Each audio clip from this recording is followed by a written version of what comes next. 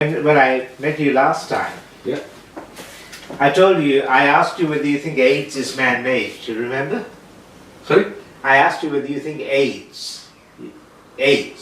Yeah, what about AIDS? AIDS is man-made, Yeah, it is. right? It is man-made. You think it is? It is. I think it is. This is a book that I wrote in 2001. Because why I think it is man-made, Yeah. that AIDS virus, it was not strong enough in the past to survive. Right. And then when they did some experiment, things like that, they possibly did it stronger. All right. Made it more virulent. Yeah. All right. Okay. You know, Yeah. It is not that they did not know about that virus, they knew about it. Right. It's If you have a look at the index, it goes through. What I was looking at is the history of the eugenics movement, the racist eugenics movement, and how they were killing off black people, they were sterilizing them, they were segregating them. That was one of the things that they did in South Africa. Yeah. And the role of the British Empire in supporting that. You know, in Australia, they supported the They did the same thing in Australia, they did the same thing in India too. Yeah. Now even in Sri Lanka. Yeah. They have done everywhere. Yeah. And they have done in a big scale, they have done it in Indonesia, that one part of Indonesia. All right, okay. What Aceh you mean? No. No, not Aceh. This is more like a Timor. All right, okay. Yeah. So, well, the Europeans, they were not very friendly to the natives or wherever they That's right. The Europeans were not friendly to the natives. wherever they And wherever they went, the policy was effectively genocide. Right? They stopped the natives from speaking their languages. They did so, especially in Australia. You know, the Aboriginal people were shipped to other parts of the continent so that they wouldn't speak their same languages because they thought it would brew rebellion. They have done that in India too, what they did. Yeah. In India, they brought Sanskrit against Tamil. They said that Tamil and Sanskrit are opposing each other. They were living together all the time. Yeah. They put all Sanskrit came from it's a Brahminical language and blah blah blah and all that. Yeah. For the last about 70 years, all these people in Tamil Nadu, they were all hoodwinked by this politician for their own personal gain. And now the Tamil Nadu state itself is gone in the doldrums. You know, like like it's more like the place is becoming arid because they did not do the water management, nothing. All right, okay. You know, Yeah. all those things. Yeah. Yeah. So it is quite a very big subject. It's a big subject, which is why the book is 600 pages long, but it covers what I'm talking about is the eugenics movement in Australia. And then I also went into research about biological warfare, right, by the Allies. Yeah. You know, because we hear all about biological warfare by Saddam Hussein, but they don't say anything about Australian role in biological warfare. Belgium, Canada, USA. And also they don't talk about the genocide taken by the British Empire. Yeah. Even in India, they got equal, see they keep talking about the Jews getting killed. The same amount or even more people were killed by the British Empire in India and Sri Lanka. Okay. And they don't want to talk about it. Well, I have been writing about this for many years. And you can understand why I have had a lot of opposition. Oh yes, I can see that. Right. And I also, even though my mother is Tamil, my father is Singhalese. Yeah. So he was very much courted by the Tamil Tigers to say, look, here's a Singhalese who wants a separate state for the Tamils. And that's him. Oh, okay. With Rudra Kumar. You know Rudra Kumaran? I do not. Rudra Kumaran is calling himself Prime Minister of the Transnational Government of Tamil Eelam, Okay. TGTE. Where does he live? He lives in New York, Yeah, okay. and he was the Tamil Tigers lawyer. Right? So during the war, he was the Tamil Tigers lawyer and negotiator. After Prabakaran was killed, he started calling himself the leader of the Tamil people and calling himself Prime Minister. Now they made my father a senator of the TGT. So he's still a senator of the TGT. So he goes over to the USA and Canada and England as a senator. But he doesn't speak Tamil. Yeah. Right? Now this book, as you can see on the beginning, is dedicated to the Tamil Tigers. Okay. Right? Okay, with this one, with that final showdown, Yeah. I read a theory that church was involved in that. The church. Catholic Church. Christian church, or Catholic Yeah. church was also involved in that. Yeah. And What was the theory exactly? What was the church's involvement? the theory was the church was involved, that is, mainly to kill the LTTE, and all the people who died were collateral damage, and the church, it was through India. That's what I heard. All right. It was Sonia Gandhi was there at that time.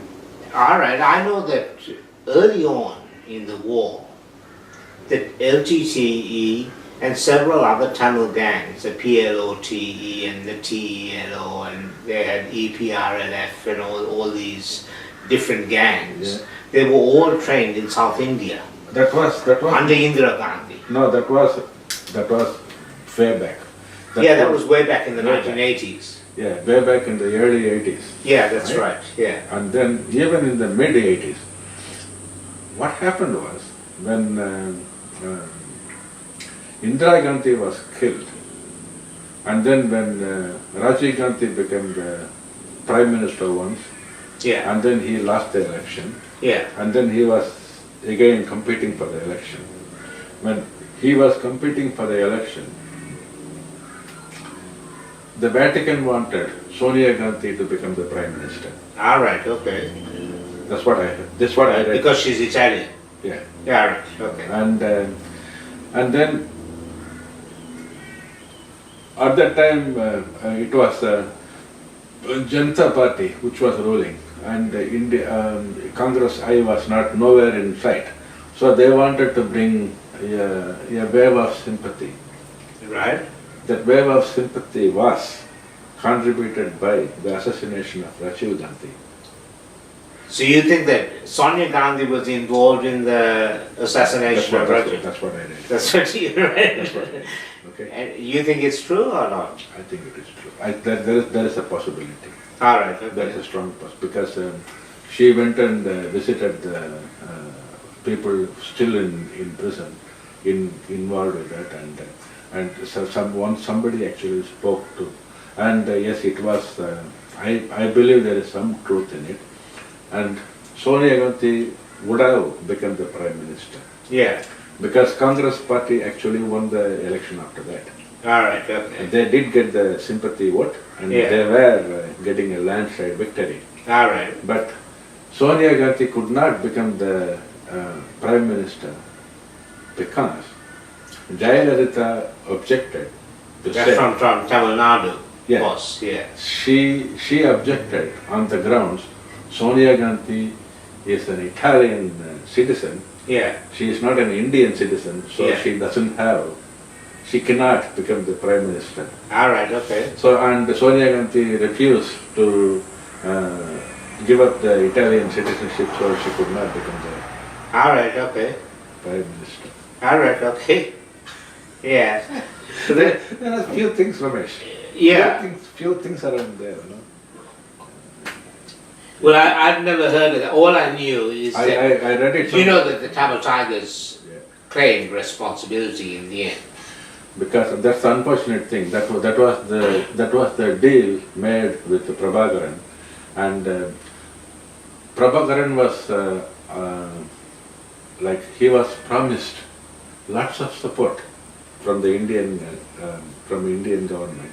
Yeah. And like that Sonia Gandhi and party. Yeah. And they stood him up. So they said that they would support him, but then they didn't. Right. They just. And what do you think of Prabakaran? Prabakaran, he was having. Initially, he started a lot of with a lot of faith and with the Tamil people, and then somewhere along the line he got converted into Christianity. I know that. All right. And then he was directed by the church to some extent, and that's how he started killing all the other groups and things like that. And then only LTTE was left. And then he lost track somewhere. And then like he started believing the like external parties to help him through, and that didn't work, unfortunately. You mean he thought he would get support from other countries to help him? Mainly from Sonia Gandhi. From India? Mainly from India. All right, okay. He did expect it. But the Prabakaran's first, we could say, terrorist act, or his first, you don't think he was a terrorist? I don't think so. Right. Because you know why I don't think so? What's that? Because the political situation in Sri Lanka was such that too much turmoil was happening. So you can't just blame one person and say that person is a terrorist. Because with all these things happening around, action and reaction and things like that, Yeah. and there has to be some kind of a dialogue, sit down and have a dialogue kind of thing. In that dialogue, yes, he was an activist, yes, agreed. But An activist? Activist, I agree. All right, but activist is not the same as a terrorist. Oh. You know what I mean? Was he a murderer? Well, unfortunately that's a part of the thing, you see. What do you mean it's part of the thing? Well, when he chose to go for an armed struggle, the damages are going to happen. Well, you know that the first assassination that he did was in 1975 when he was only 17 years old. And that was of Alfred Duraiappah, who was the Tamil mayor of Jaffna. Yeah. Right? To me, That's not right. That's what I said. Right. He started off by killing off Tamil moderates, and Alfred Duraiappah wanted to cooperate with the Colombo government to the betterment of the Tamil people, and open the Jaffna library and open a university in Jaffna, and he could have achieved people like they killed Neelan Thiruchelvan, they killed that's what I meant. They killed off all the other factions. They weren't.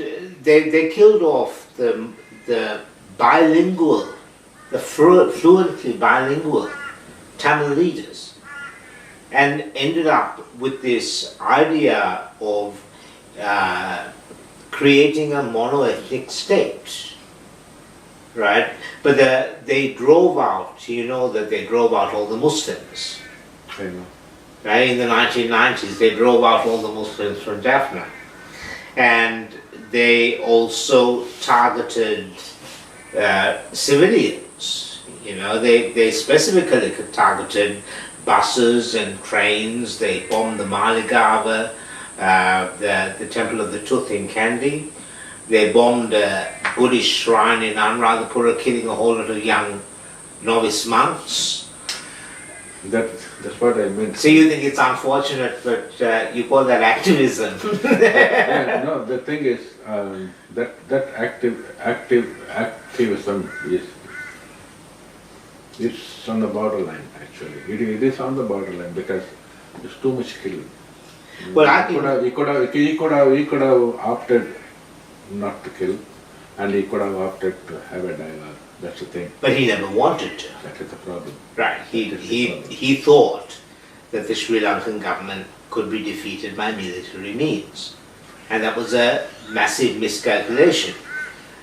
He thought maybe that India was going to help him defeat the Sri Lankan government. Which is But that wasn't realistic in the first place. No. But what my concern is that there are many Tamil people who are writing critically about Prabakaran. Yeah. But there is also a big body of, I don't know how big it is, but in the diaspora, in the Tamil diaspora, who are venerating and building up this myth of Prabakaran. Okay, I have been reading few things about why the Tamil people in Sri Lanka suffered by the actions of Prabakaran. There's a big long list. Right. Because his actions or his wrong actions directly reciprocated on the Tamil people who actually had to die. Well, Lots of them. lots of them died. And he was, like, I have seen footage of people talking about, these are kids, Tamil children, how they were hiding in wells and they were hiding in different hideaway areas to stop the tigers from abducting them. And every Tamil family was obliged to give at least one child to the struggle. Otherwise they were kidnapping the children and taking them to the... With the LTTE, I don't remember his name, there was one second in command who was very rational. He did not want any of this killing to happen. At one point there was a conflict of interest and he left actually. It's a Christian name, I don't remember his name. Alright, okay. So he was second in command kind of a thing. Alright, okay. And he had to leave at one point. Yeah. And he actually left. Well, also Karuna left, who was, he was the eastern commander of the Tamil Tigers, and he left with 6,000 of his men. And they initially gave up arms, but then they started fighting for the Sri Lankan government against the Tamil Tigers. And this played a significant role in the ultimate defeat of the Tamil Tigers. But the land claim of the LTTE and the Tamil movement is for more than 2/3 of Sri Lanka's coastline, right? For less than 12% of the population. That is not a realistic land claim. No island is going to give up 2/3 of its coastline without a fight. The sad part is in 2008, when the final showdown was happening, Yeah. The LTTE could have surrendered, Yeah. at least to save their collateral damage. Yeah. Which they didn't. But they didn't. They took their people and went into the forests and. It was really unfortunate it was. But that's what they did earlier when the army took over Jaffna. They forced all the civilians to go with them into the run. Yeah. Hello, are you speaking?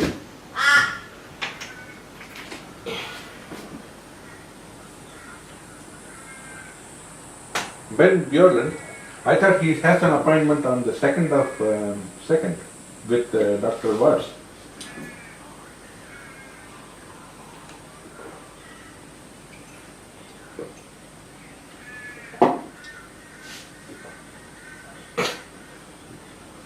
I am outside, I am with a client now, I am in Muruka. Yeah, okay, but he has an appointment on the 2nd of 2nd at 12 o'clock, at 12 noon he has an appointment. If you check his appointment history, you will see it there. He got an appointment at 12 o'clock on 2nd of the 2nd, and he has to see Dr. Watts. Yep. Thank you, bye. Sorry about it. No, that's all right. Somebody's calling me. All right, okay. Yeah, well, that is. Well, the thing is that my political views and my scientific views, including my views about AIDS, have been pathologized and labeled as mentally ill. That is in a nutshell, Raghy, what has been done. And I am saying that I don't, these injections, they sterilize me. They've made me gain a lot of weight. They are making me sleep in the middle of the day. Okay. I got one request. Yeah, what's that? The request is, please don't tell them that I was discussing with you about all this politics. All right, okay. Because they won't like it. Yeah, they won't like it. But I specifically requested for you to come because I know that you are Tamil and that you know more about the Tamil tiger. I do. Like I used to discuss it with Nigel as well. I've discussed it with Sagir. You know, after all, you people are coming to my house, right? Yeah. So I'm feeling free to discuss the thing. Yeah. Now, it took me, like, when Nigel, when I talked to him about AIDS, he said it wouldn't surprise me, right? He didn't say, yes it is, he said, it wouldn't surprise me. Then he looked at my book and said it's well researched and well written. It is. Right. Because, okay, you know why I'm saying that?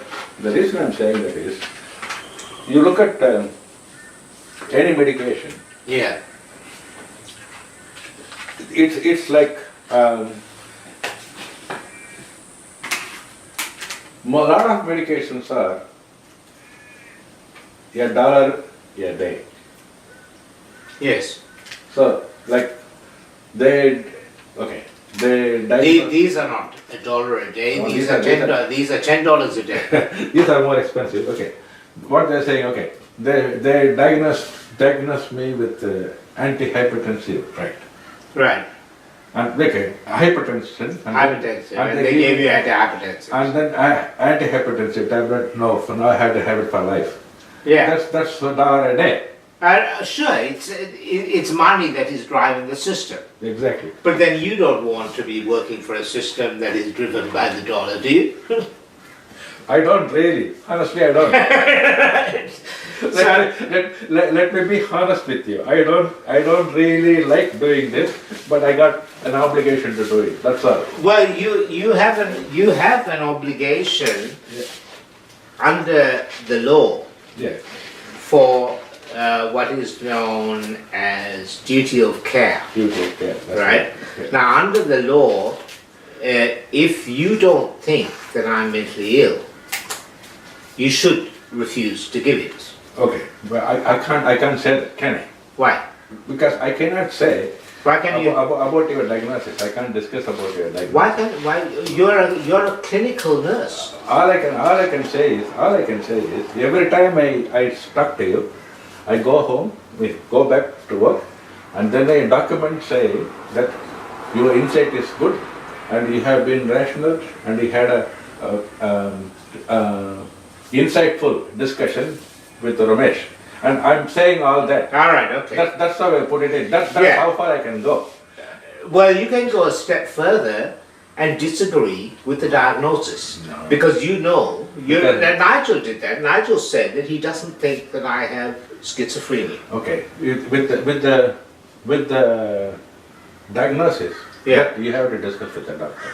Well, I did, and I spoke to Prabakaran, who said he doesn't think I have schizophrenia, and he'll try and get them to reduce the injection, right?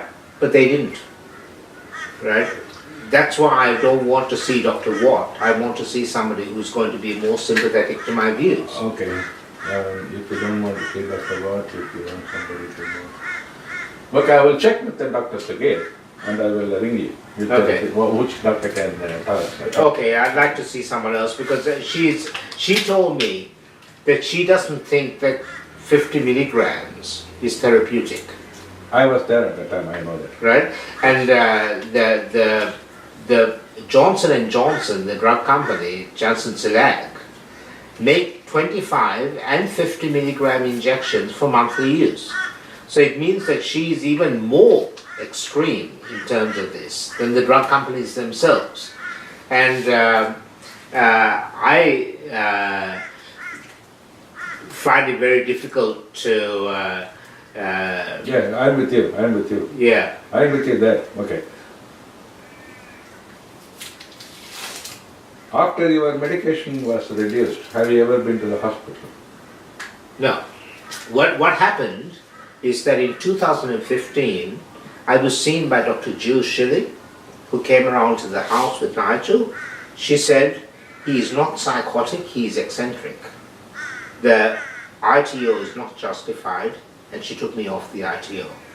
The first thing that my father did when he found out is get my mother to ring up the hospital saying she was very worried about me and that I'm again saying that my father was involved with terrorism. I had never stopped saying that my father was involved with terrorism because I regard the LTTE as a terrorist organization. Now I'm entitled to that view. Yeah, you are. And what happened is that my mother then took out a justice's examination order and got me taken back to the hospital, and I've been on an ITO ever since. So I was taken off the ITO by Jill Schilling. But then they have put me under this woman, Ghazala Watt, who is completely unsympathetic to my political views. Okay, what I'm going to do is, I am going to discuss with Dr. Sagir, Yeah. and also I'm going to discuss with my team leader, Yeah, and I'm going to express your concern. yeah, You have a concern to say, you have a right to request for a different doctor, yeah, and I'm going to put forward your request okay, for a different doctor, yeah, and then, okay, yeah, that's I'll all do right. it for you. Thank you. Okay, thanks. That I will do it. Okay, well you better give me this Okay, injection. you are on the right arm, Ah, okay, we'll make it right on this. so that I will do for sure. Okay. I'll come on that side, it'll be easy. Yeah. If you move over that to that side. Can you sit here? All right. Yeah. To be more comfortable.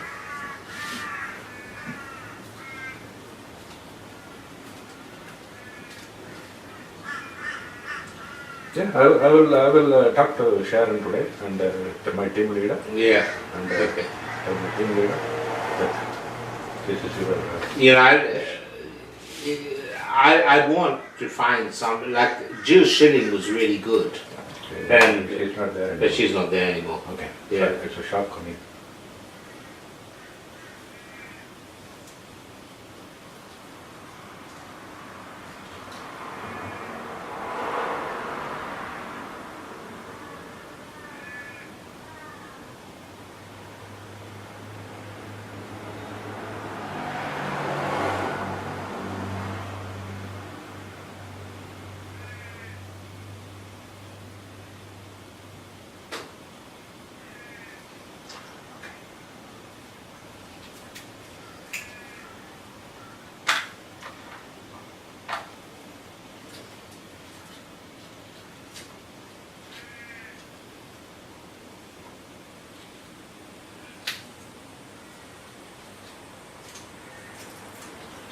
Okay. Okay, Raghy. Thanks for your candor. I appreciate it. I'll hang on to the box. Here, the box. I won't read through the post-party information again. You can then hang on to the box. Yeah.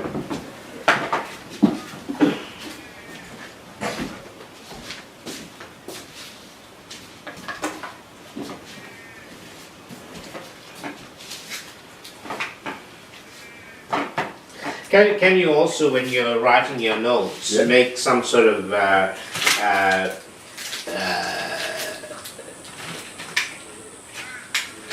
assessment regarding my I will. my mood, my Yeah, affect, yeah, or I'll- sort of mental state examination. I will do it. Because I'm applying for a mental health review tribunal hearing, so they will take that into consideration. I will definitely. That is part of my job. I like to write the medical examination. All right, okay. I will do that. Okay. Last time also I did that. Yeah. And I will definitely write your insight is good. Yeah. And when I say your insight is good, then that is an important part. Yeah. Yeah. When you have insight and you talk rationally, then you have something to talk about. Yeah. That's how far I can go. I should not be questioning the diagnosis. That is not my job. But I think to be with respect, I do think that is part of your job to verify whether if the hospital have said that certain of my views are indicative of mental illness, and you've discussed these views in more detail, and you're satisfied that they're not indicative of mental illness. The point is, how many of the people who have diagnosed me have you even heard the name Prabakaran? Right? Let alone having a discussion about him. The point, what happens, Romesh, Yes. and half the time when you discuss these things in detail, they just take it here and leave it there. Yeah. That's all happens. Yeah, I know. And they thought, he's just ranting about this. About it. Yeah, I have got much further in my discussion about the LTTE, even though we disagree about certain things. Yeah. I've got much further in my discussion in this short time with you than it does to someone who says, who is the LTTE? What is the LTTE? I know. You know what I'm saying? That's right. Because I know about that, so I could discuss with you about that, and I could share my opinion, and I could share what I heard about. Yeah. And a lot of people have no idea.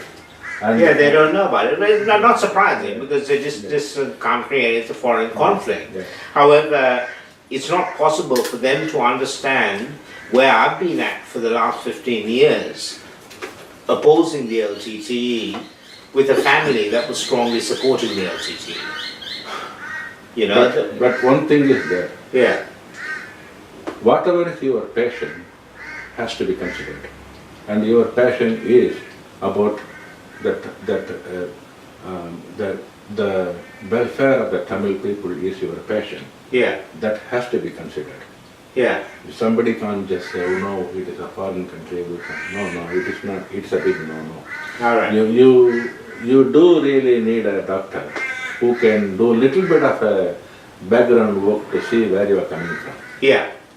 That is. I have had people, private psychiatrists who are like that, who, when I was saying things about my father, they just went on Google, checked it out and said, I can see that what you're saying is true. But I asked the hospital to check, they said we don't have access to the internet. Right? But, Prabakaran himself said, you can wake up a person who's asleep, but you can't wake up a person who's pretending to be asleep. That is the problem.